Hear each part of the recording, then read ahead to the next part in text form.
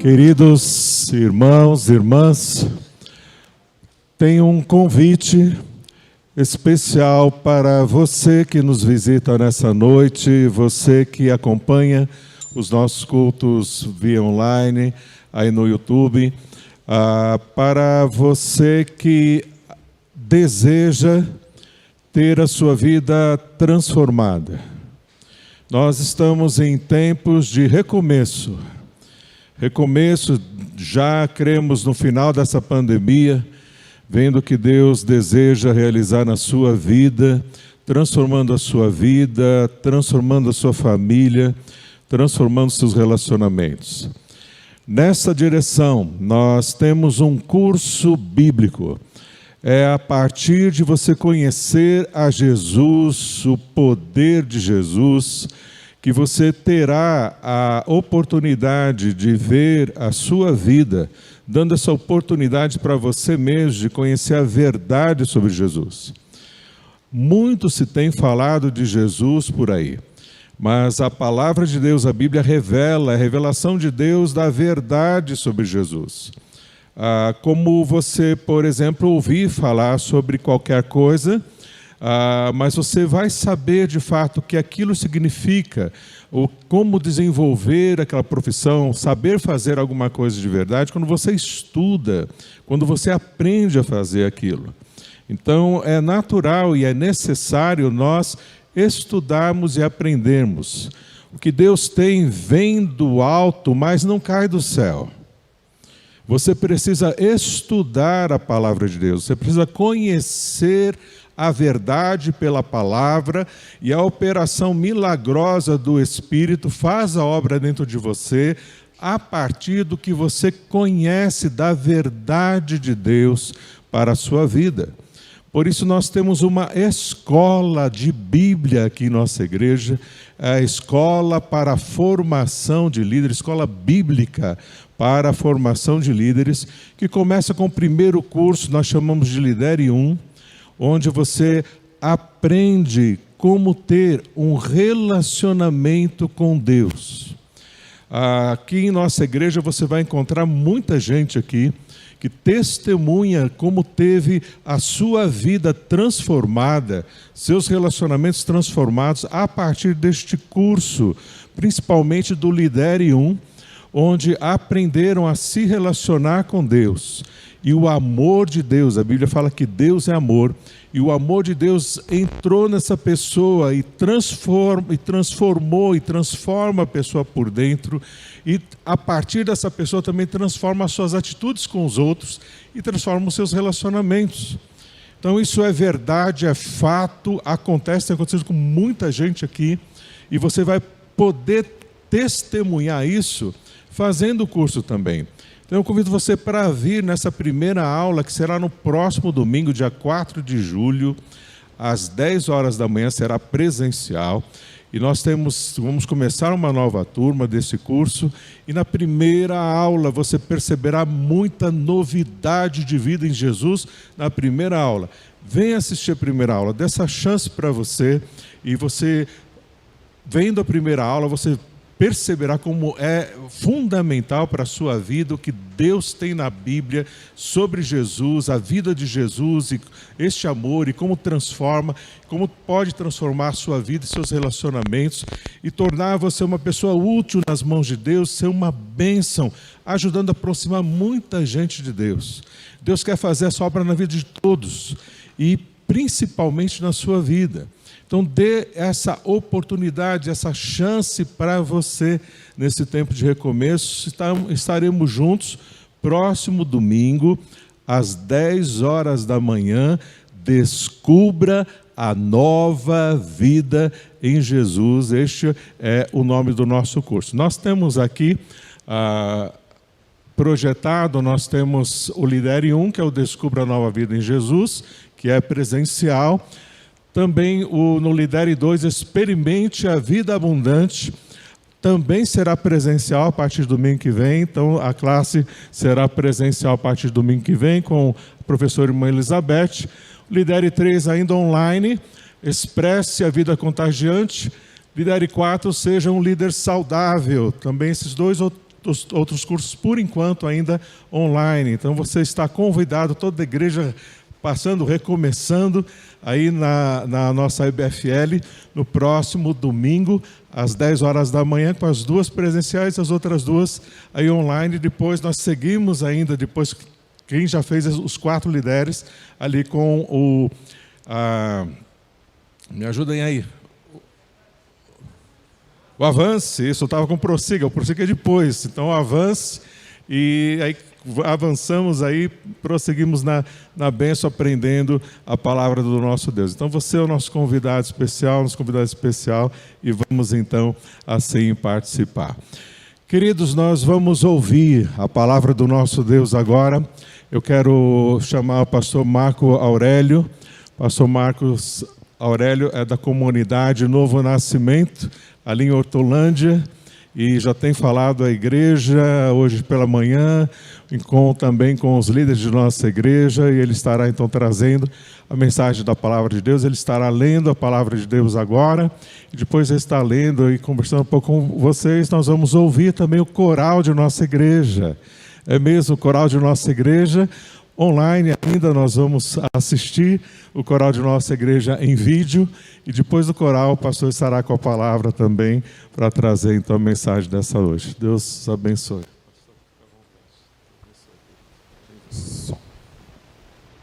Graça e paz, queridos. Que honra poder estar junto com vocês, comemorando mais um aniversário, na onde o Senhor tem presenteado a vida de cada um com a graça de Deus sobre esta igreja. Para nós é um motivo de muita alegria poder estar participando desse dia. Só Deus sabe o quanto nós estamos honrados de poder estar aqui com vocês. Eu quero que você, se possível, abra a palavra do Senhor. Êxodo, capítulo de número 3, eu vou ler.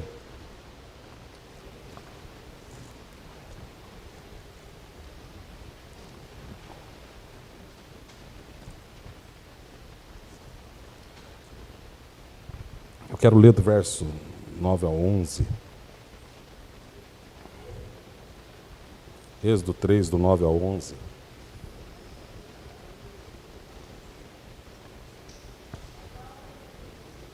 Êxodo capítulo 3, do 9 ao 11. O clamor dos israelitas chegou até mim, também tenho visto a opressão com que os egípcios os oprimem. Agora, portanto, vai, eu te enviarei ao faraó, para que tires do Egito o meu povo, os israelitas. Então Moisés diz: quem sou eu para ir ao faraó e tirar os israelitas do Egito? Nós vamos ministrar essa palavra depois do coral, seria isso, meu querido? Então, nós vamos... É muito ano, né, gente? É muito tempo, né? Que privilégio quando eu vejo honrar as pessoas que vieram antes, porque o trabalho em Cristo é um trabalho geracional, né? Nós temos que honrar aqueles que vieram antes de nós, porque nós sabemos, se nós estamos aqui hoje, porque alguém plantou algo antes de nós, daqui a pouquinho vai chegar pessoas que vão colher aquilo que vocês estão plantando, algo que vocês estão plantando nesta igreja. Mas o que mais fala no meu coração, né, eu estou pensando nesses 50 esse ano muito, porque daqui um mês eu completo 50 anos, e eu estou pensando no que eu produzi para o Senhor nesses 50 anos. É isso que eu tenho pensado nesse mês. Tenho pensado tanto nesse mês que está para chegar agora, e falo: Senhor, o que eu fiz para Ti nesses 50 anos? Eu fico imaginando a hora que eu chegar diante do trono do meu Deus, e ali o meu Deus perguntar para mim: Marco, gostaria que você prestasse um relatório. Presta um relatório para mim do que você fez nesses 60, 70, 80 anos que eu deixei você na terra. O que eu vou apresentar para o meu Deus? Será que eu vou chegar para o meu Deus e vou falar: eu tive um casamento bacana? Eu acho que se eu chegar para o meu Deus lá para Ele e falar: Senhor, eu tive um casamento muito legal, eu abri uma casa de recuperação, Senhor, formei 2 filhos. Acho que a hora que eu falar para Deus, formei 2 filhos, Ele perguntar para mim: e o que mais você fez para o meu reino? Acho que Ele falar assim: uma lista das pessoas que você ganhou para mim nesses 70 anos. Você tem uma lista, Marco, das pessoas que você... Quando eu falo ganhar uma pessoa para Jesus, eu não falo de levar essa pessoa até as águas do batismo. Eu falo de formar essa pessoa um discípulo de Jesus que vai formar outro discípulo de Jesus. Eu acho que o meu Deus vai olhar para mim e falar: você formou 2 filhos? E essas vidas, quantos discípulos você formou durante esses 60, 70 anos que eu deixei você, 80, 90, não sei qual é o tempo de Deus para mim nessa terra. Acho que se eu virar para o meu Deus e falar para Ele nenhum, Ele vai virar para mim e falar assim: que trabalho medíocre o seu. Formar 2 filhos e não apresentar nenhuma alma diante de mim. Ter um casamento excelente e não apresentar nenhuma alma diante de mim. Você não chegar e não apresentar uma alma para mim.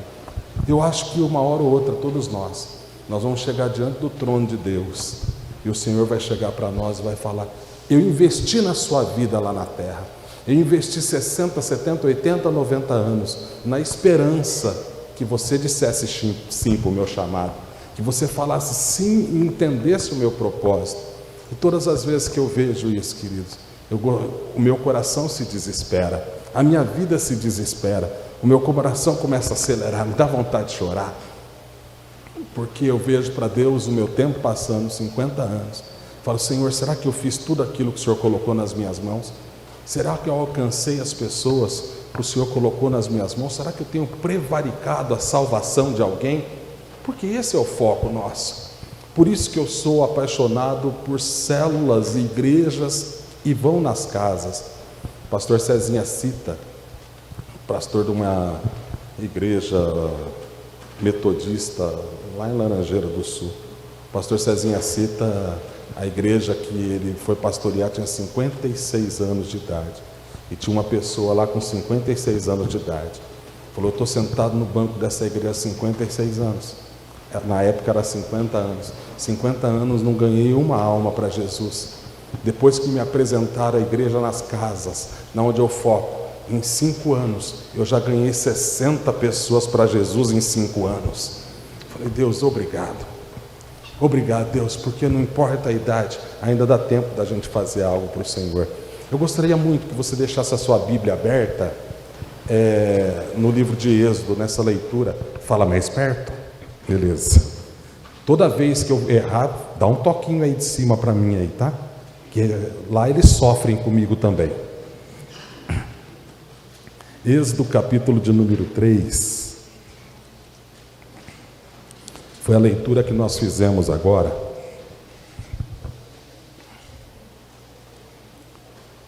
O tema que nós vamos ministrar hoje, perseverando na graça do eu sou, eu creio que foi um tema que Deus colocou no coração de vocês. E eu não tenho dúvida que isso foi colocado no coração de cada um de vocês. Porque aqui nós estamos falando de um tempo de perseverança. E nada melhor do que perseverar na graça do eu sou, num tempo que nós estamos vivendo como o de hoje. Da maneira que nós estamos vivendo agora, nesse tempo que o Senhor tem. Mas, principalmente, eu vejo que não é só perseverar na graça dEle, é nós perseverarmos naquilo que Ele colocou nas nossas mãos, que são as almas que o Senhor colocou diante de nós. Se nós lermos claramente aqui o verso de número 10, diz assim, o Senhor fala: agora, portanto, vai, eu te enviarei a Faraó, para que tires o meu povo do Egito. Esse chamado que Moisés teve, esse chamado é de todos nós. Naquela época eu acho que era um pouco mais simples, porque naquela época tinha um grupo de homens num país sendo escravizado, e hoje não. Hoje nós temos um mundo sendo escravizado, e o Senhor, Ele tem um chamado para nós, e nós precisamos perseverar nesse chamado e caminhar nesse chamado diante do Senhor. Esse é o chamado que você tem. Na verdade, o que nós acabamos de ver aqui é um povo sofrendo, pedindo socorro para Deus. E da mesma maneira que o povo lá no Egito estava pedindo socorro para Deus, existe um povo aí fora pedindo socorro para a igreja. Tem um povo falando: igreja, socorro. Por que ele está pedindo socorro? Porque não tem outra alternativa para o mundo a não ser a igreja. Deus deixou a igreja é os braços do Senhor aqui, as pernas do Senhor. Nós somos a igreja, o corpo de Cristo aqui. Ninguém pode mudar a história que a humanidade está vivendo, a não ser a igreja. Então tem um povo clamando da mesma maneira e da mesma forma que clamou a Moisés. Agora eu tenho uma pergunta para te fazer. Por que mesmo diante de tão grande graça que Deus derramou para nós, porque muitos dizem e até mesmo deixam de perseverar no chamado do Senhor e na graça do Senhor? Qual que é o motivo disso? Por que muitas pessoas, eles acabam não perseverando e nem aceitando o chamado do Senhor? Se você olhar para esse texto, nós vamos ver que Moisés foi um desse. Moisés, o Senhor chama ele e fala: Moisés, tem um povo clamando, precisando de socorro. Eu estou chamando você, Moisés, vai. E Moisés fala: eu não vou não. E eu vejo que muitas vezes o que acontece é isso. Nós temos o quê? Um povo aí fora clamando, e alguns, ou uma grande parte da igreja, não entendeu esse chamado ainda, e precisava perseverar nesse chamado, nessa graça de Deus para avançar. E por que as pessoas dizem não ao chamado de Deus, não perseveram ao chamado de Deus? Tem dois motivos. O primeiro motivo, eu creio que não foi o caso de Moisés aqui, é a grande minoria dentro da igreja, é a dureza de coração. Não foram constrangidos pelo amor de Deus, essas pessoas ainda não tiveram um encontro com Deus mesmo, e é por esse motivo que elas não têm essa paixão por almas. Esse é um caso muito pequeno na igreja. A maioria das pessoas dentro da igreja não aceitam o chamado de Deus, porque não se sentem capazes. Essa é a grande parte da igreja. A grande parte da igreja não consegue perseverar, não consegue caminhar, por causa de traumas que eles sofreram. Esses traumas que sofreram hoje deixam uma igreja que não consegue caminhar e falar sim para o seu chamado e viver o chamado de Deus como tem que ser vivido. Se nós olharmos aqui, eu queria que você me acompanhasse, Êxodo capítulo número 1. Você já imaginou? Eu queria que você parasse um pouquinho, vai em Êxodo 1, mas me acompanha essa cena. Uma sarça ardendo, pegando fogo, um espinheiro pegando fogo, Deus falando através do espinheiro. Queria que você ouvisse a voz de Deus falando: vai, tem um povo sofrendo, eu escolhi você, eu quero que você vá agora, você vai libertar esse povo.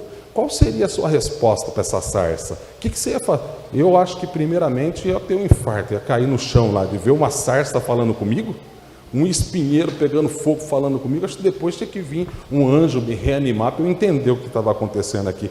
Mas Moisés não, ele trava, e a resposta para Deus é: quem eu sou? Essa é a resposta para ele. Eu? Acho que o senhor bateu numa porta errada. Acho que o senhor devia ter escolhido outra pessoa. Eu não tenho capacidade de cumprir o teu propósito. Eu não tenho capacidade de perseverar no chamado que o Senhor tem para a minha vida. Mesmo diante de tão grande graça que o Senhor derramou sobre a minha vida, eu não consigo. Por que Moisés travou na hora do chamado? Por que Moisés não aceitou o chamado? Porque muitas pessoas dentro da igreja não conseguem chamar uma pessoa para a célula. Porque muitas pessoas dentro da igreja não conseguem abrir uma célula. Se falar para ele: você vai liderar uma célula, ou as pernas dele tremem. Se falar para ele convidar alguém para a célula, a perna dele já começa a tremer. Qual é o motivo? A grande parte da igreja, posso falar mais de 90% da igreja, são devido a traumas que tiveram na vida. E esses traumas que tiveram na vida hoje não deixam as pessoas viver o melhor que Deus tem para a vida dele. Viver o melhor, que eu digo, queridos, não é você ser um profissional bem remunerado, você ter uma casona. Esse não é o melhor de Deus para a nossa vida. Apesar que tudo isso, eu acho que você deve trabalhar, você deve estudar, tudo isso. Não estou diminuindo isso não. Mas eu estou falando para você que viver o melhor de Deus é você se entregar para o chamado que Deus tem para a tua vida. É você se entregar para esse chamado, você viver esse chamado. Agora, por que Moisés falou não para isso? Se nós começarmos a olhar a vida de Moisés, nós vamos entender isso. Eu queria que você fosse comigo no capítulo de número 1, no verso de número 13. Por isso os egípcios escravizaram os israelitas com mais rigor, e assim lhe amarguravam a vida com serviço pesado, com barro e com tijolo, e com todo tipo de trabalho no campo, enfim, com todo o serviço que eram forçados a fazer. Hoje, muitos psicólogos, inclusive tem um que eu gosto muito desse psicólogo, porque ele não é só psicólogo, ele cuida de crianças também nessa área, e ele é um pediatra. Ele fala que 90% do que nós somos hoje é fruto dos 9 meses que nós vivemos dentro da barriga da nossa mamãe. O que nós somos hoje é fruto do que nós passamos. Por quê? Porque a vida estava desenhando o chamado que a vida tem para você. A vida desenhou o seu chamado, ela foi lá e desenhou. O que muitos de nós somos? O desenho que a vida fez para nós. Ó, o projeto que eu tenho para você é esse. E a vida nos direcionou para um projeto. E esse projeto que a vida nos direcionou, muitas vezes nos afastam do projeto de Deus. Você já imaginou como é que foi a gravidez desse menino? A gravidez desse menino, a mãe dele, ela provavelmente era abusada, ela trabalhava de uma maneira forçada, ela apanhava todos os dias e com a barriga. Ela estava lá todos os dias. Era raro o dia que a mamãe de Moisés não tomava uma chibatada nas costas, e ele estava ali, recebendo tudo isso. Ele estava sendo, juntamente com a mamãe, recebendo todas aquelas dores. E por isso que quando chega para ele, fala para ele: Moisés, você vai tirar o povo do Egito, você vai libertar esse povo de lá. Ele olha e fala assim: eu tenho condição de fazer isso? Não. E muitas vezes isso reflete na nossa própria vida, porque hoje nós temos um chamado fantástico para o Senhor, e nós não conseguimos executar esse chamado, nós não conseguimos perseverar nessa graça, nesse chamado que o Senhor colocou nas nossas vidas, por causa desses traumas que muitas vezes aconteceu na vida de Moisés aqui. Nós continuarmos dando ênfase nessa leitura aqui, nós vamos ver que ele vivia numa extrema pobreza, eles eram escravos. Aquela criança, muitas vezes não tinha nem o que se alimentar. A nossa netinha nasceu há 1 ano atrás, 1 ano e 1 mês atrás, a nossa netinha. Se vocês querem conhecer uma pessoa toda babada, vai ver minha neta. De tanto que eu babo em cima da minha netinha, ela é toda babada lá, de tanto que eu fico babando. E nós ficávamos para minha nora: você está se alimentando direito? Íamos lá, eu passava e comprava as coisas para ela e levava para minha nora. Por quê? Porque eu sabia que aquela alimentação ia fazer bem para minha neta. A minha nora precisava se alimentar bem. A mamãe de Moisés não. A mamãe de Moisés, ela vivia escravizada no Egito. A mamãe de Moisés, ela sofreu e sofreu muito, e todo aquele sofrimento ia para ela. E sabe quantos Moisés dessa maneira nós temos dentro da igreja hoje? Um monte. Eu tenho lá na minha igreja um monte de Moisés.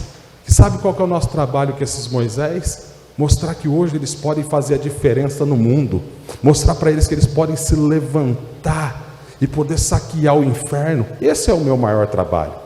O meu maior trabalho não é pastorear uma igreja. O meu maior trabalho é falar para eles que eles conseguem, e eles entenderem quem habita dentro deles, que é o Espírito Santo, é o El Shaddai, é o Todo-Poderoso que está dentro deles. Quando eles conseguem enxergar isso, eles fazem o que eles estão fazendo em Hortolândia, mudando a história de uma cidade, transformando uma cidade, transformando um bairro. Por que eles conseguem? Transformando uma escola. Jovens transformando uma escola. Por qual motivo? Que eles conseguiram entender quem eles são em Deus. Se nós continuarmos vendo o trauma desse menino aqui, eu queria que você me acompanhasse no verso de número 15.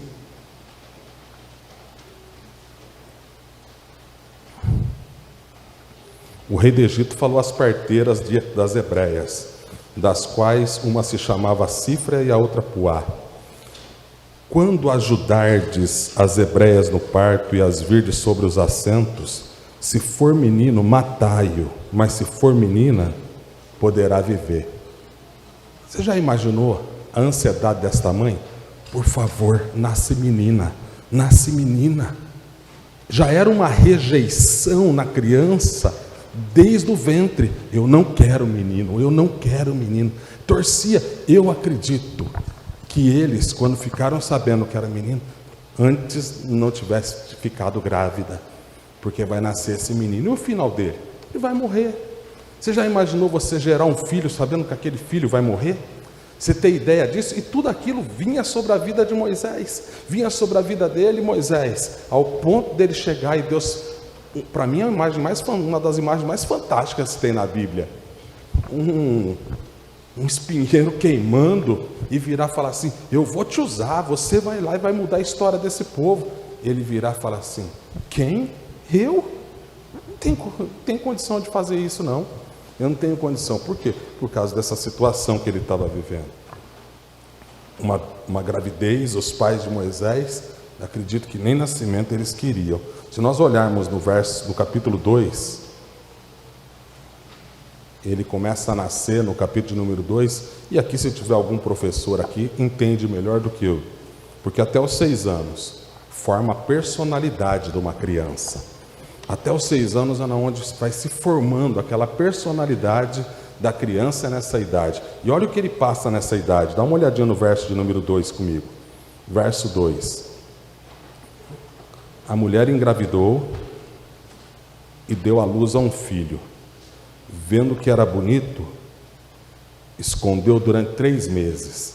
Saiu soldados egípcios, vendo nas barracas dos israelitas: tem bebê aí? Se tivesse um menino, levava e matava. Você já imaginou Moisés chorando?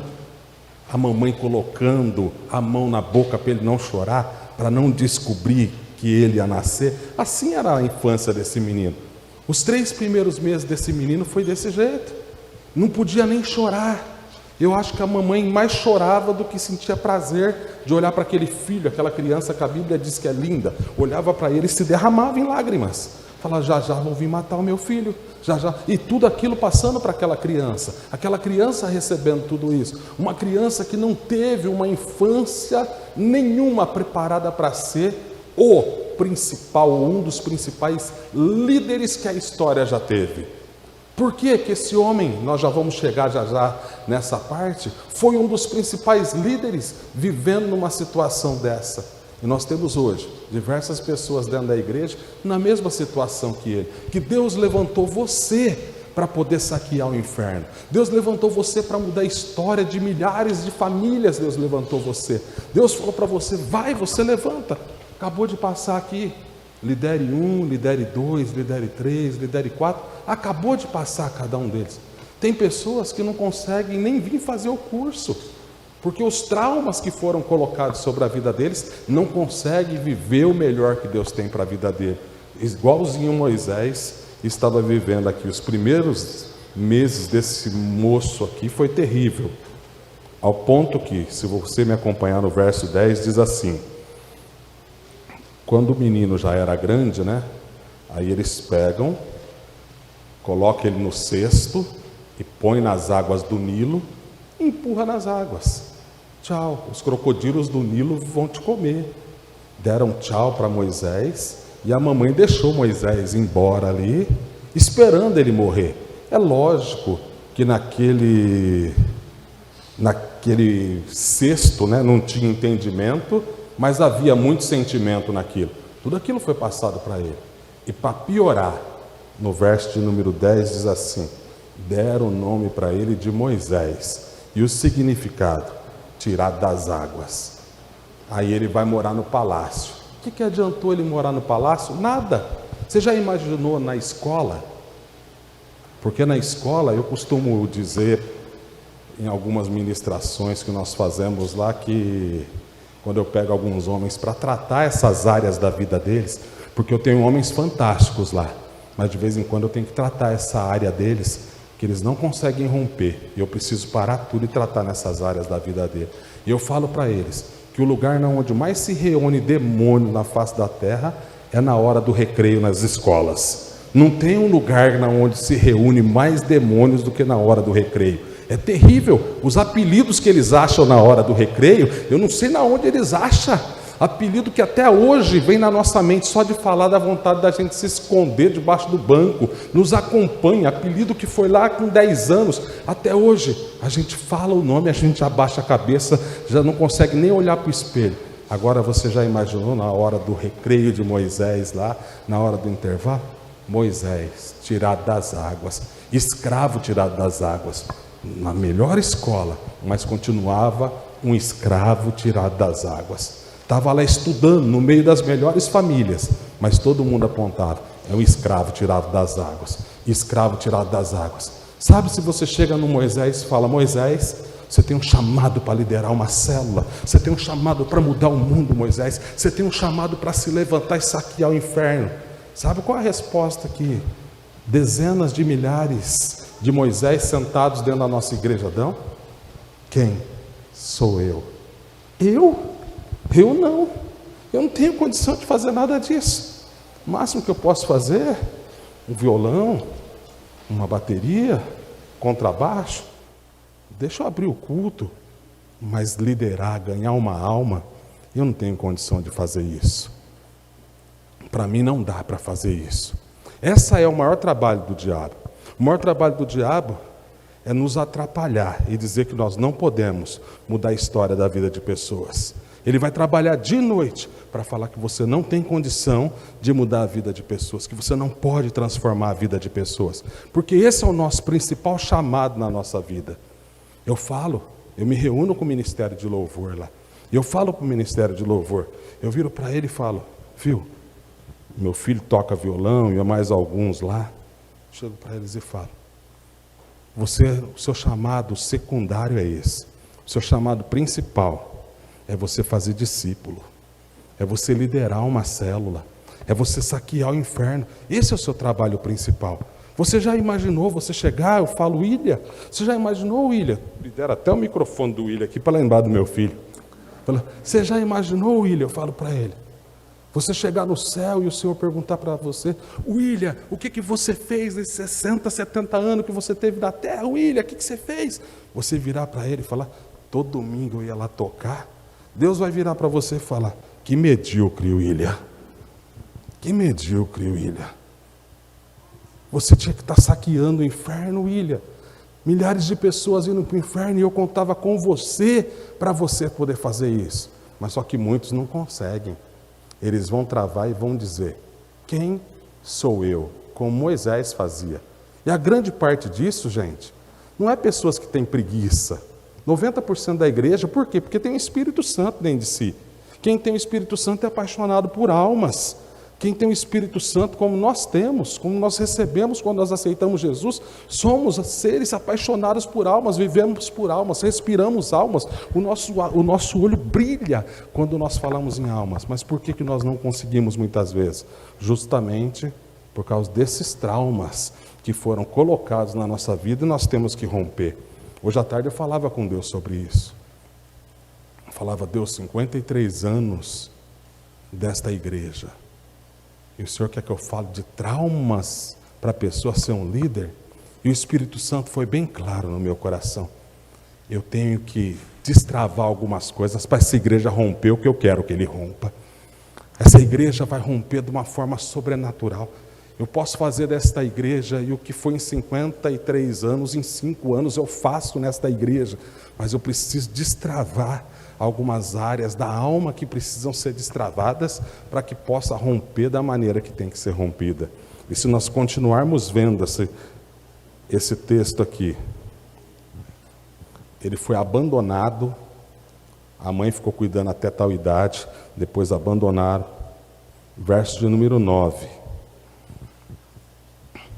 A filha de Faraó disse: leva esse menino, cria para mim. Depois teve a separação, separa ele dos pais de novo, leva para a filha.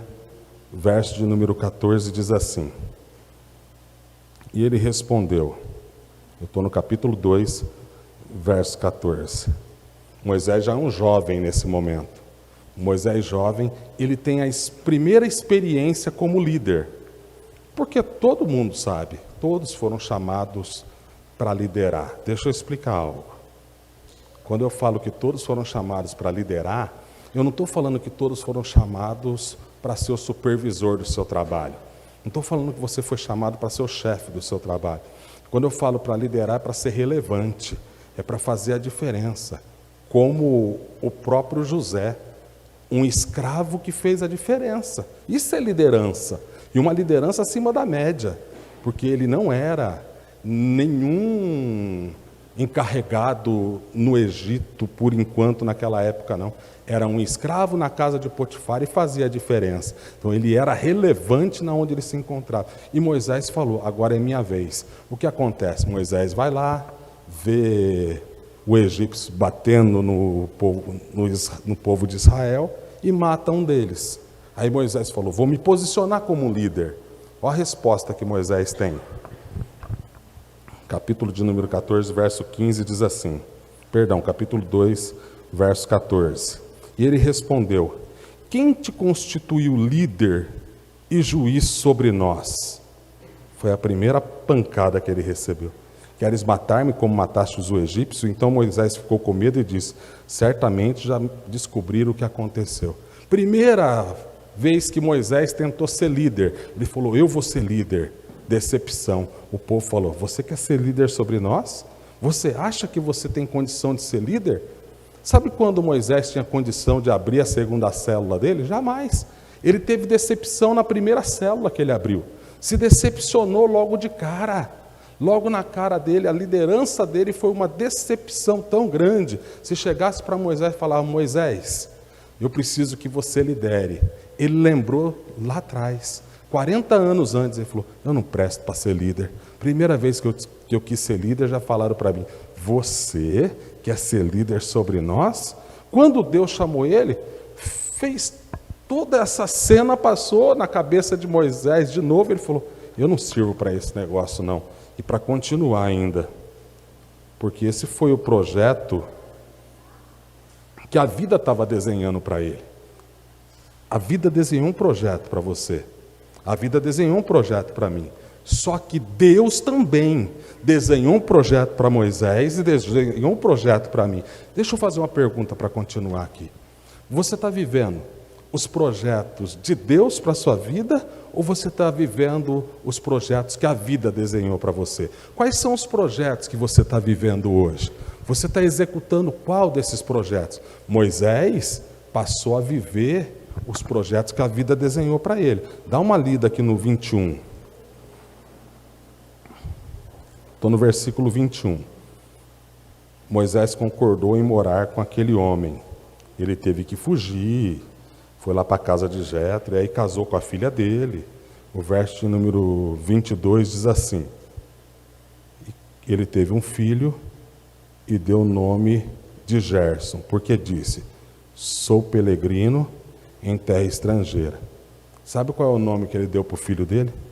Sou um sem terra, sou um estrangeiro, sou um estranho. Olha como a alma de Moisés estava. A alma de Moisés estava de uma tal forma que ele pôs o nome do filho dele de Gerson. Falou, meu filho vai chamar Gerson, porque eu sou um estrangeiro, minha vida não tem mais sentido, eu estou longe do meu povo, para mim, eu não quero mais saber de nada. Se falasse para ele liderar alguma coisa, eu não consigo liderar nada. Qual é o projeto que a vida conseguiu desenhar? Deixa eu fazer um resumo para você então. Desde o nascimento dele até a juventude dele. Projeto desenhado para a vida. Moisés sabe o que a vida tem para você? Ser comido por carrapato. Lá nas montanhas do Sinai, cuidando das ovelhas que nem suas são. As ovelhas nem são suas e você vai estar cuidando dela. E Moisés ficou lá durante 40 anos, sendo comido por carrapato. E os carrapatos ficavam comendo ele. Falou, tá bom demais a minha vida desse jeito. Moisés, você quer sair dessa situação? Quero não. Deixa os carrapatos me comerem aqui, porque é isso que a vida desenhou para mim. E dentro da igreja hoje é exatamente isso que nós temos. Nós temos pessoas dentro da igreja que estão confortáveis vivendo uma vida mesquinha. Mesquinha não é minha palavra, medíocre. Porque muitas vezes nós podemos estar andando com baita de um carrão, temos uma baita de uma casa, mas vivemos uma vida medíocre. O que eu chamo de vida medíocre? Tudo aquilo que nós não colocamos o chamado de Deus, o propósito de Deus, e perseveramos nesse propósito, nessa graça.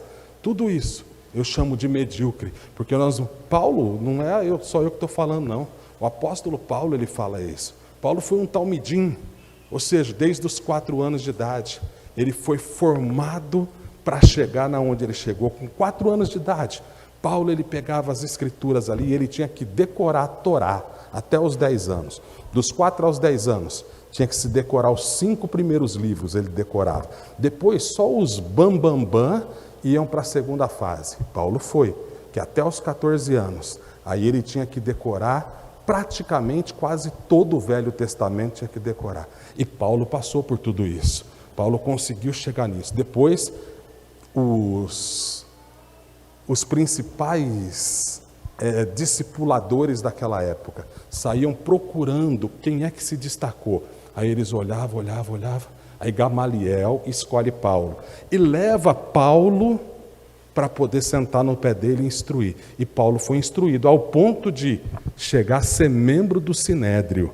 O que significa membro do Sinédrio? Ele estava entre os 70 bambambãs de Israel. Era uma mistura de Senado e STJ, STF, tudo junto, entendeu? Era uma mistura junto. Eles eram os mais poderosos que tinham, Paulo estava no meio. E um dia Paulo, ele olhou para essa vida e sabe o que ele chama ela? Esterco. Paulo olhou para essa vida e falou, isso é esterco. Por que Paulo olha para essa vida e chama de esterco? Porque Paulo fala, não era o meu chamado que estava em primeiro lugar. Não estou falando que, espero muito sim, que o presidente coloque lá no STF, não um terrivelmente evangélico, mas um cheio do Espírito Santo. É minha oração para que isso aconteça, para que ele coloque lá. Eu oro para isso, não estou falando, não estou desmerecendo isso. Eu estou falando que quando o chamado não está em primeiro lugar, é uma vida medíocre. E Moisés estava vivendo essa vida medíocre aqui. Esse era o projeto para ele. Capítulo de número 4.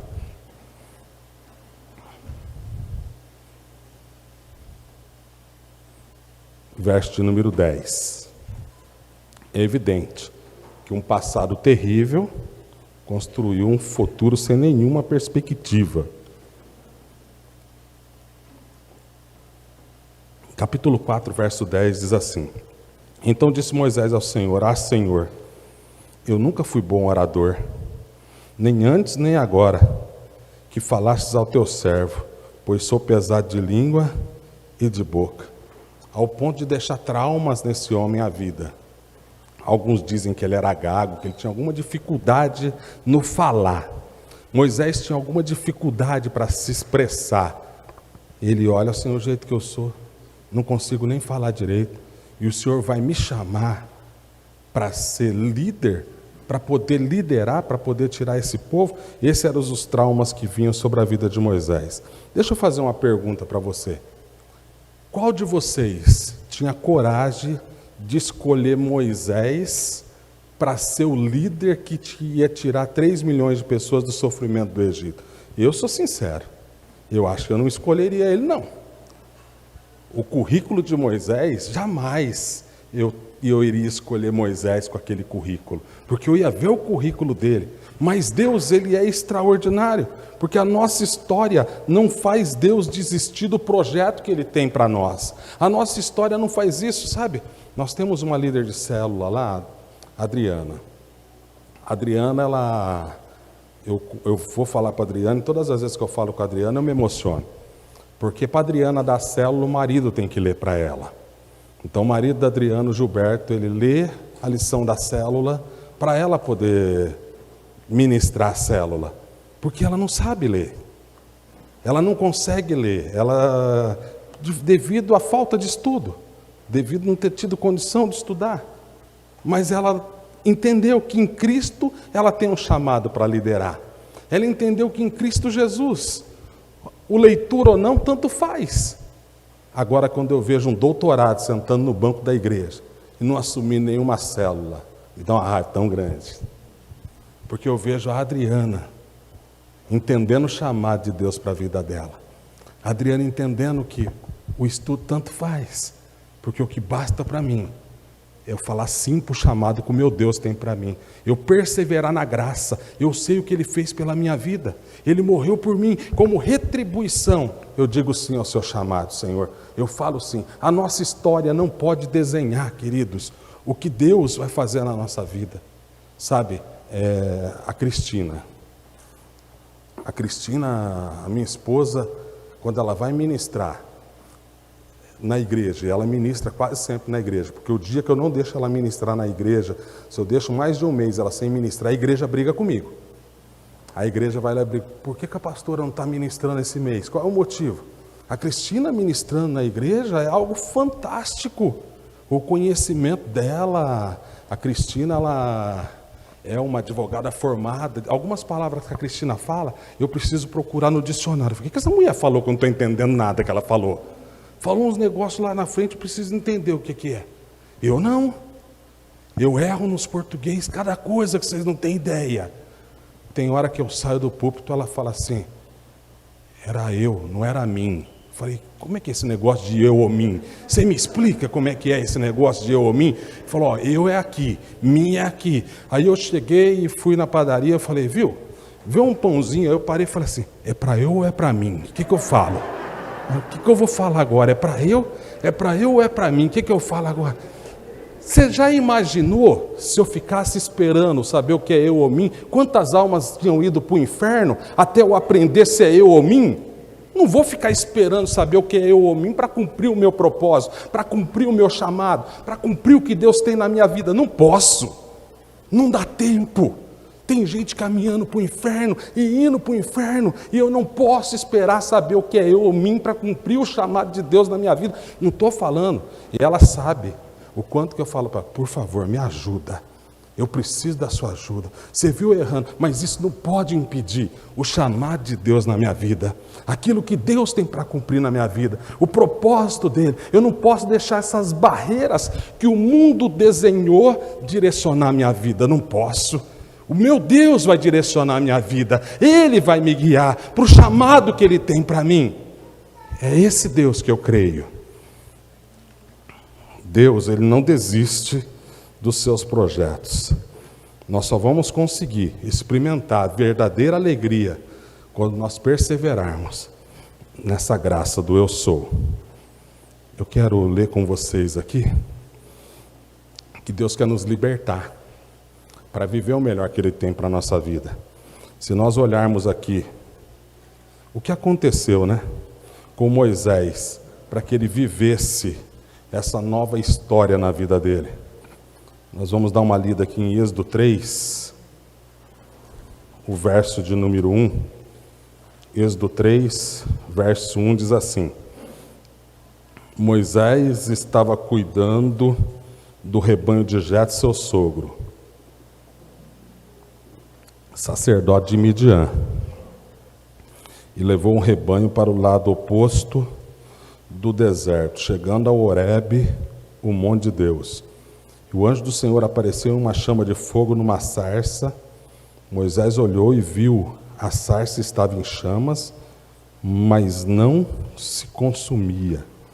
Então disse: vou me aproximar para ver essa coisa espantosa, porque a sarça não se consumia. Eu não lembro em lugar nenhum mais na Bíblia que Deus falou com o outro através de um espinheiro pegando fogo. Não lembro. A única vez que eu lembro na Bíblia foi essa. Não lembro nenhuma. Porque Deus, Ele tem a maneira de se comunicar com cada um. Deus estava falando para Moisés. Deus estava mostrando para Moisés, na verdade, quem era Moisés. Moisés, a vida fez de você esse cara.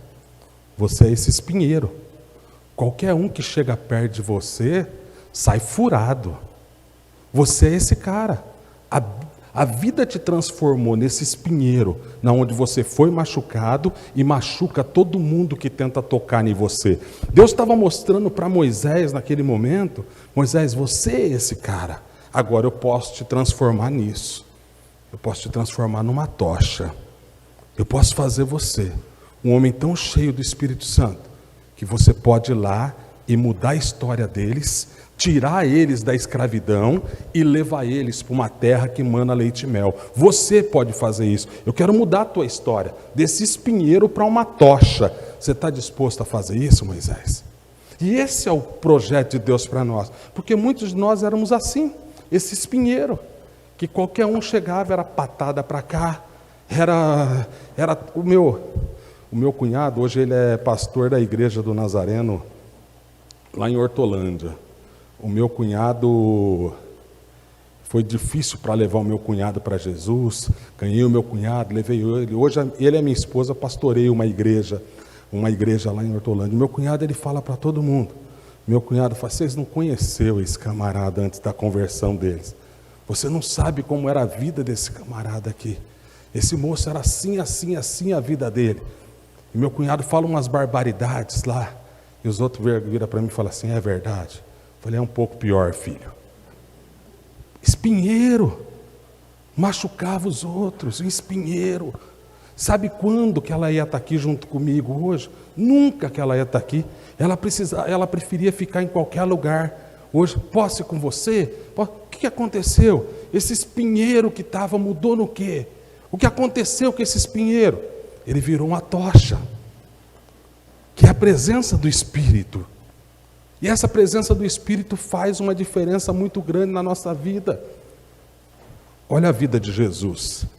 Jesus podia ter descido aqui com todos os seus atributos da divindade, mas ele não teve usurpação, ser igual a Deus. Antes se esvaziou de si mesmo e tomou forma de servo. Para quê? Para ele fluir no Espírito.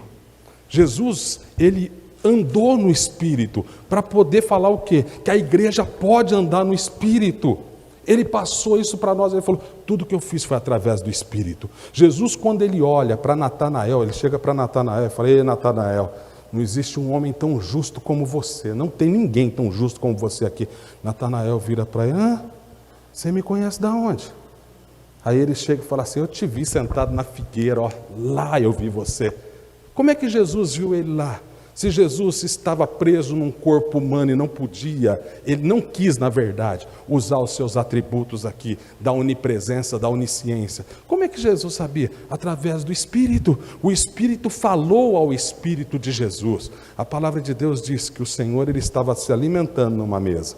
Ele estava comendo ali na mesa, e no momento que ele começa a se alimentar na mesa, os fariseus começam a pensar mal de Jesus. E a Bíblia é bem clara, ela fala que o Espírito testifica no Espírito com letra pequena em Jesus, que eles estão arrazoando de Jesus. O que Jesus está falando para nós? Que quando ele fluiu no Espírito. E ele, quando ele desce, ele deixa essa tocha de Moisés para a igreja. Essa tocha está em nós. É por isso que o nome dele é Emanuel, por isso nós somos chamados templo do Espírito Santo, porque o Espírito Santo está aqui nos capacitando para essa obra. E ele fala algo que, quando eu leio aquilo, eu falo: Jesus, será que o Senhor acertou? Jesus, se não fosse o Senhor, eu ia achar que era mentira. É porque foi o Senhor que falou. Se fosse outro que ia falar, eu falar: é mentira. Porque a palavra que ele usa essa palavra: eu estou indo para o Pai, porque eu estou mandando alguém para ficar no meu lugar. E as obras que eu fiz, vocês farão. Se ele falar só isso, eu ia parar e falar: está brincando? Nós vamos falar as obras que você fez? Ele falou: não só as obras que eu fiz, mas você, Marco, vai fazer obra maior. Ele fala que nós vamos fazer obra maior. Ele não é mentiroso. O meu Deus não mente. Ele é o caminho, a verdade e a vida. Ele é Deus vivo e verdadeiro, e se ele falou, ele vai cumprir. E como que ele chega para nós e fala para mim e para você? Que nós vamos fazer obras maiores, que nós conseguimos fazer. E por que nós não estamos fazendo? Porque essa tocha precisa ser acesa. Essa tocha precisa acender. E essa tocha que eu digo é intimidade. Nós temos uma intimidade com o Espírito Santo. Nós vivemos uma intimidade tão grande com Ele, que as pessoas vão olhar para nós e vão começar a entrar dentro das nossas igrejas. Porque dentro da sua sala de aula, eles vão olhar para você dentro da sua sala de aula e vai falar: caramba, o que aconteceu com aquela vida? Eu quero ir junto, eu quero ir atrás, eu quero saber o que está acontecendo. Daqui a pouquinho nós vamos começar a chegar pessoas inundando as nossas igrejas. Por qual motivo? Porque aquele espinheiro se tornou uma tocha. Esse espinheiro é você, esse espinheiro sou eu. Na onde nós estamos o quê? Nos tornando uma tocha do Espírito Santo de Deus e fazendo as obras. E aí ele vai e faz toda essa obra através disso. Mas não só isso. Se nós continuarmos olhando aqui, esse fogo muda a história dele, né? Êxodo 3, do 4 ao 5, diz assim. Êxodo 3, E vendo o Senhor que ele se aproximava para ver, chamou do meio da sarça: Moisés, Moisés. Ele respondeu: estou aqui, Senhor. E Deus prosseguiu: não te aproximes daqui, tira as sandálias dos pés, pois o lugar que em você está é terra santa. Aí ele vira para Moisés e fala: Moisés, você vai saquear o inferno, você vai tirar esse povo da escravidão. Moisés, colocando aspas aqui, chamando você de Moisés, você vai abrir uma célula, sua célula vai multiplicar. Você já parou um pouco para pensar um minutinho? Como que é o nome desse menino lindo? Como? Anthony. Você já imaginou o Anthony, daqui a alguns anos, o Anthony virando para o papai e para a mamãe, falando: viu, como era o bairro que a gente vivia aqui? E o bairro era desse jeito, gente bebendo para tudo quanto é lado, uma biqueira aqui, outra lá. O que mudou? A história do bairro, papai e mamãe. Nós abrimos uma célula aqui na nossa casa, e a nossa casa foi transformada, e começou a transformar o bairro, e começou a mudar o bairro, e hoje esse bairro é totalmente diferente do que era 20 anos atrás. Por qual motivo que teve essa mudança? Porque nós resolvemos abrir uma célula aqui dentro e mudar tudo isso. Mas para isso Moisés não ia conseguir sem tirar a sandália dos pés. Moisés, tem poeira do Egito aí. Enquanto você não tirar a poeira do Egito, não dá para eu cumprir o chamado na tua vida. Você tem poeira do Egito, você está querendo fazer... Eu quero usar você e vou te usar. Mas você precisa colocar uma sandália de santidade. Essa sandália de pecado, Moisés, essa poeira que você trouxe do Egito, não dá para você ficar com ela. Você tem que consertar algumas coisas. Eu chamo de pendências, tá? Eu chamo de pendências que tem que ser consertadas para que o reino flua. Tanto é que ele desce, depois que ele aceita o chamado, ele está descendo, tenta matar o filho dele, né? Tentam matar o filho de Moisés lá, aparece a morte querendo ceifar o filho de Moisés. Ele tem que ser circuncidado, porque Abraão começou com a circuncisão, e Moisés ainda não tinha circuncidado o filho dele. E Moisés, por não ter circuncidado o filho dele, deixou essa pendência para trás. Se você for depois de 40 anos depois, o povo entrar na terra prometida lá em Gilgal, o Senhor chega para Josué e fala: Josué, para. Senhor, nós queremos conquistar, nós vamos acabar com os cananeus e vamos entrar. Para. Tem pendências para trás. Eu quero te dar toda essa terra. Eu quero que você pegue aí essa região de São Paulo, eu quero dar na mão dessa igreja. Só que tem pendências que tem que ser acertada. Você precisa parar e circuncidar o povo. Tem coisas que ficaram para trás, que precisam ser resolvidas, pecados que precisam ser consertados para que eu possa agir. E isso faz do quê? O chamado de Moisés. Moisés entende, tira a sandália e fala: tá certo, Deus, eu estou falhando mesmo, eu preciso consertar essa área na minha vida. E continuando aqui, o verso de número 6 diz assim: e disse: eu sou o Deus de teu pai, o Deus de Abraão, o Deus de Isaque, o Deus de Jacó. E Moisés escondeu o rosto, pois teve medo de olhar para Deus. Aqui ele mostra para Moisés, fala: Moisés, deixa eu te explicar algo.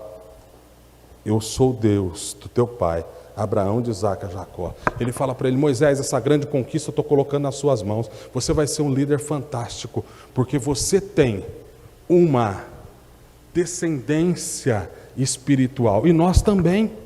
Muitas vezes nós esquecemos quem nós somos. Esses dias o prefeito lá da cidade me chamou, queria ter uma conversa comigo. E aí um dos membros da nossa igreja falou assim: viu, você vai lá conversar com o prefeito? Você não fica preocupado quando você chega lá para conversar com o prefeito, do jeito que você vai falar com ele? Não. Quem tem que se preocupar o jeito que vai falar, é ele que tem que se preocupar o jeito que ele vai falar comigo. Porque eu sou filho do rei. Ele não, ele é um prefeito de uma cidade. Eu sou ministro do evangelho na terra. Eu sou ministro que Deus colocou. Eu sou embaixador do reino dos céus na terra. Não estou falando porque eu sou pastor. Estou falando porque eu sou filho de Deus, gente. porque eu sou filho do Senhor, fui lavado e remido no sangue de Jesus Cristo, aceitei Ele como único Senhor e Salvador na minha vida, e isso já é o suficiente para o prefeito tomar cuidado como ele vai falar comigo. Ele tem que tomar cuidado, não eu tenho que tomar cuidado como eu vou falar com ele. Por um motivo, por nós sermos filhos de Deus. E se nós entendermos isso, nós moramos numa casa durante 18 anos. Nessa casa que nós moramos durante 18 anos, eu não era convertido. Um policial que não prestava. Um policial que fazia tudo o que vocês pensarem de errado. Um investigador de polícia. Eu fui policial civil durante 10 anos, 11 anos eu fui policial civil. Tudo que vocês imaginarem de errado, eu fazia na minha vida. Os meus vizinhos tinham medo de chegar perto de mim, mas nós tínhamos na nossa rua 3 crentes. Nós tínhamos a Sandra, nós tínhamos a Márcia e nós tínhamos a Lourdinha. Aquelas mulheres fecharam o centro de umbanda que tinha na rua com as orações dela. Aquelas mulheres fecharam um boteco que funcionava a noite inteira. Elas fecharam. E foram convertendo a rua inteira, até chegar na minha. Elas levavam a minha esposa escondida com os meus filhos para o culto, para a escola dominical, porque eu não deixava. Ela pegava e as 2 e as 3 levavam escondidos. Nós paramos um dia, depois da minha conversão, para ver e analisar. Elas converteram a rua toda. A rua inteira elas converteram. Por quê? Porque essas mulheres, um dia elas entenderam que elas eram uma tocha, que elas podiam fazer a diferença. Gente, o meu clamor para Deus é: Deus, levanta a Sandra, a Márcia, a Lourdinha para colocar em cada escola. E são vocês que eu estou falando disso. Eu estou falando de vocês, que vocês podem fazer isso. Se eu tivesse no lugar do Senhor, eu já falei para Deus isso, eu preparava Daniel para esse tempo. Falava: Senhor, prepara Daniel para esse tempo. Eu preparava para esse tempo Moisés. Eu preparava para esse tempo aqui Eliseu, Elias. Por que Deus não preparou esses homens para esse tempo tão terrível? Porque Ele confiou em você. Porque Ele falou: eu confio neles. Eles podem fazer muito mais do que Eliseu, muito mais do que Daniel, muito mais do que qualquer um deles. É neles que eu confio. Eu estou colocando essa confiança em cada um deles. Mas muitas vezes nós acabamos desistindo do nosso chamado e não perseverando nele. Encerrando. Chega uma hora da decisão na vida desse homem aqui. E esse homem precisa tomar uma decisão. 4:1. Então Moisés respondeu: mas eles não acreditarão em mim, nem atenderão a minha voz, pois dirão: o Senhor não te apareceu. Perguntou-lhe o Senhor: que é isso na sua mão, Moisés? Ele respondeu: uma vara. O Senhor lhe ordenou: joga no chão. Ele jogou no chão e a transformou-se numa cobra, e Moisés fugiu dela. E o Senhor disse a Moisés: estende a mão, pega nela na cauda. E ele estendeu a mão e pegou-a, e ela transformou-se numa vara de novo. Aqui o Senhor faz o seguinte com Moisés: um dos símbolos do Egito, é a cobra. O Senhor fala para Moisés: Moisés, o que você tem nas suas mãos? Um cajado. Joga nas mãos. Transformou numa cobra. E a cobra começou a correr em Moisés, correndo da cobra. E a cobra correu, Moisés correu. Pega no rabo da cobra. Pegou, se transformou de novo numa vara. Aí o Senhor vira para Moisés, o Senhor fazendo para ele uma ilustração: Moisés, está na hora de você decidir. Ou você vai ficar correndo do seu passado, ou você pega o cajado que eu coloquei nas tuas mãos. A decisão é sua, Moisés. Você que tem que decidir o que você quer da sua vida. Você vai ficar correndo do teu passado ou vai viver o melhor que eu tenho para a sua vida? Você tem que escolher o que você quer. E ele pegou e segurou no cajado, e através daquele cajado, o que é um cajado? Uma ferramenta que ele já usava. A única diferença dessa ferramenta, que ela foi empoderada por Deus a partir daquele momento. Só isso. Ela foi empoderada pelo Senhor a partir daquele instante. Daquele momento ela foi empoderada. Sabe, queridos, Deus tem um chamado para a tua vida. Se você está em uma igreja, em célula, é porque o teu chamado é para ganhar vidas. É por isso que Deus te colocou numa igreja em células. Se Deus tivesse o chamado para você outro tipo de chamado, Deus levava você, tinha colocado você em outro lugar. Mas quando Deus nos coloca numa igreja em células, é porque o chamado para a nossa vida é ganhar almas. O respirar da nossa vida é ganhar almas. O viver é ganhar almas. Eu costumo falar para a nossa liderança, o nosso café da manhã é almas, o nosso almoço é alma, a nossa janta é alma, o nosso sonho à noite são almas. Porque esse é o projeto de Deus para tantas pessoas perdidas. Ontem nós estávamos vindo, quase paramos o carro, não deu para dar ré. Estava lá uma mulher, com uma criança no colo, tarde da noite, com uma outra criança andando de short, um frio danado. Eu olhei para a Cristina e falei: o que nós temos feito, Cristina? Dá uma olhada nessa mulher. O que eu e você nós temos feito? Depois nós saímos, fomos em Santa Amaro ver um negócio, depois nós voltamos de Santa Amaro. Voltamos uma senhora, devia ter uns 75 anos, catando latinha no lixo. 75 anos, quase 11 horas da noite, catando latinha no lixo. O que a igreja tem feito? O que nós temos feito como igreja? Eu virei para a Cristina e falei: Cristina, o que nós temos feito? Não estamos fazendo nada, Cristina. Não estamos fazendo nada.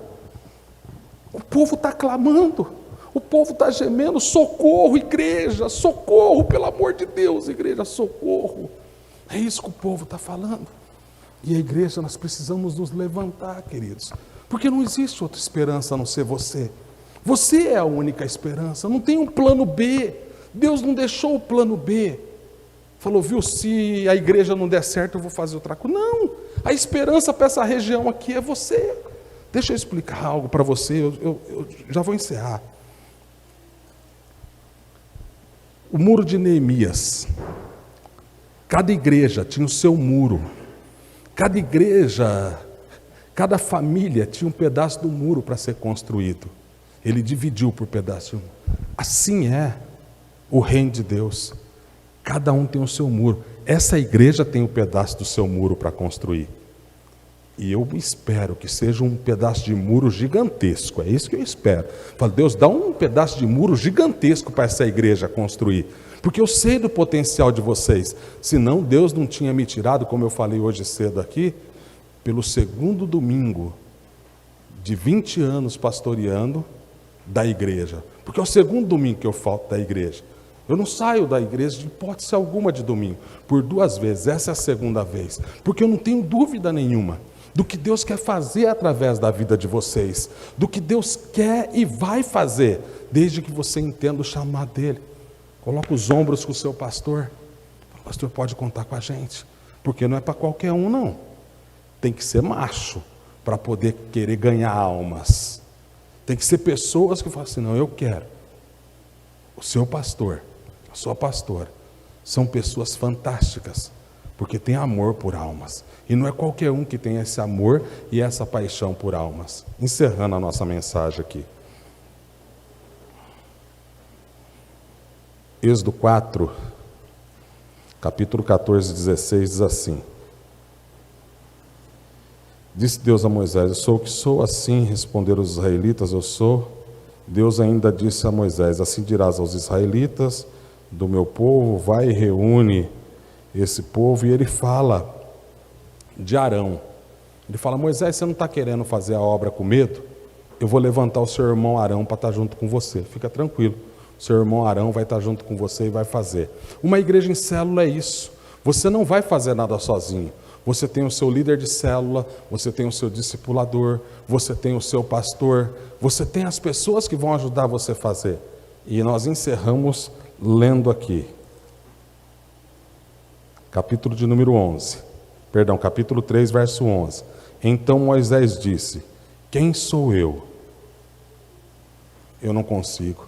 Aí Deus vira para Moisés e responde para ele lá no verso 14. Deus disse a Moisés: eu sou o que sou. Assim responderá aos israelitas: eu sou, me enviou até vocês. Na verdade, o Senhor estava falando para Moisés: Moisés, de verdade mesmo, Não estou me importando muito em quem você é, não. Porque a desculpa que ele deu para o chamado foi essa. Se o Ministério de Louvor quiser subir aqui já, pode estar subindo. Aí não sei como é que vocês fazem aqui. Fiquem à vontade para fazer do jeito de vocês. Só queria um tempinho para orar pela igreja, se for possível. Ele chega para Moisés e fala exatamente dessa maneira para Moisés. Moisés, não estou importando muito em quem você é, não. Para mim, não tem muito diferença quem você é ou você deixa de ser. Para mim importa quem eu sou na sua vida. É isso que importa. E é exatamente isso, queridos. Para Deus não importa o que você tem na mão. Você tem o que nas suas mãos? Eu não tinha nada. Um cara que viveu uma vida torta, um cara que viveu uma vida toda errada, só que de repente Deus pega e me chama. Deus me chama dentro de um presídio e fala para mim, e quer me tirar daquele presídio. Mas eu tinha que entregar minha vida para Ele. Entreguei minha vida para Jesus dentro do presídio. Saí de lá sem conhecer ninguém, sem conhecer nada. Me apaixonei por Jesus, me apaixonei muito por Jesus. Tive um trabalho razoável para levar a minha esposa até Jesus, porque ela achava que, falou, esse cara está enganando os promotores, está enganando o juiz e está me enganando também. Nem a minha esposa acreditava na minha conversão. Aí o Senhor chega um dia para mim e fala assim, abre uma casa de recuperação para dependentes químicos. E eu chorei muito, porque eu não queria abrir a casa de recuperação. Chorei demais, falando, Senhor, não deixa eu mexer com esse povo não, eles dão trabalho demais. Eu me lembro até hoje, a proposta que eu tive no dia que eu fui abrir a casa de recuperação, um amigo falou, você saiu da polícia, você foi mandado embora devido às besteiras que você fez, só que você é um cara que eu confio, eu sei que onde você coloca as mãos as coisas vão. E ali ele me fez uma proposta de conseguir abrir o mercado e dar nas minhas mãos. Naquela época ele ia me pagar R$7.000 para tomar conta desse mercado para ele. E Deus falou para mim, você escolhe esse desenho que a vida está te dando, ou você escolhe viver os meus propósitos. Você escolhe viver a minha vontade, escolhe viver o meu querer. E eu falei para Deus, Deus, eu escolho a sua vontade. E fui trabalhar com dependentes químicos. Entrei na casa de recuperação, eu não sabia, porque eu fiz um monte de coisa errada na minha vida, mas usar droga eu nunca usei. Eu não sabia nem o que era abstinência. Eu não tinha nem ideia do que era aquilo, eu não tinha ideia. Eu lembro que eu falei para Deus, Deus, eu não tenho capacitação para isso. Não sou capacitado para cuidar desses homens, eu não tenho essa capacidade para isso, Deus. E Deus virou para mim e falou, quem diz que eu preciso da sua capacidade? Não preciso da sua capacidade. Não me importa, Marco, quem você é, importa quem eu sou. A única coisa que eu preciso é de pessoas que estão dispostas a falar sim para o meu chamado, só isso. Fala assim que o resto é comigo. Fala assim, o que você tem na mão? Um cajado, então já está bom. Uma colher de pedreiro, já está bom. Um pincel para pintar casa, já está bom. Não preciso de mais nada, porque o resto é comigo. Deixa que eu faça o resto. O que você tem para chegar diante do Senhor? Posso pedir para a igreja colocar de pé, querido? Gostaria que você se colocasse de pé, que eu queria orar pela sua vida. A hora que eu pisei os pés, subi naquela escada, o Espírito Santo, ele me deu uma visão dessa igreja daqui a alguns anos. E eu falei para o Espírito, Espírito, cura quem precisa ser curado nesta noite. Os meus principais líderes na igreja são pessoas que, alguns anos atrás, quem olhava falava, sai nada daí, não tem condição de sair nada. Estão mudando a história de uma cidade, estão transformando vidas. Os meus monitores da casa de recuperação fazem um trabalho tão fantástico. Nós temos célula dentro da casa de recuperação. Por quê? Porque nós entendemos que através das células nós conseguimos alcançar essas pessoas. Eu vou pedir para eles cantarem um louvor que Deus colocar no coração deles aí. Fiquem à vontade, o louvor que Deus colocar no coração de vocês. Depois eu quero orar pela tua vida, mas eu gostaria que nesse louvor que eles vão cantar, queria que você parasse por um momento e deixasse o Espírito já ir trabalhando nas áreas da tua vida que estão impedindo você de viver aquilo que Deus tem para a sua vida. Espírito Santo, eu quero fazer um convite para ti nesta noite. Espírito Santo, se existe alguém neste lugar que tem o desejo de ver esta igreja transformando a vida de todas essas regiões aqui ao Senhor, ninguém mais do que o Senhor quer isso. Se o meu coração geme de ver aquela mulher com aquelas duas crianças, se de ver aquela mulher pegando uma latinha à tarde da noite, imagina o Senhor que deu a tua vida por ela, Jesus. Como não está o teu coração? Se o meu coração fica quebrantado e o teu coração, eu não derramei uma gota do meu sangue por aquela vida, o Senhor jorrou o teu sangue naquela cruz por ela. Espírito Santo, o que está faltando para nós cumprirmos o teu chamado? Espírito Santo, visita esta igreja, dá um presente de 53 anos para ele hoje, Espírito Santo, dá um presente para esta igreja, e o presente que eu te peço é cadeias sendo quebradas no mundo espiritual, para que esta igreja rompa de uma forma sobrenatural. Os 53 anos, Espírito Santo, desta igreja, em poucos anos, nós queremos ver, não para dizer que nós fizemos, o que nós, não, é porque tem um povo sedento gritando, socorro igreja, e nós queremos tomar posse, entender que nós somos essa resposta para eles. Se você puder adorar a Deus por um instante, e deixar o Espírito falar no teu coração, vem Espírito, vem Espírito.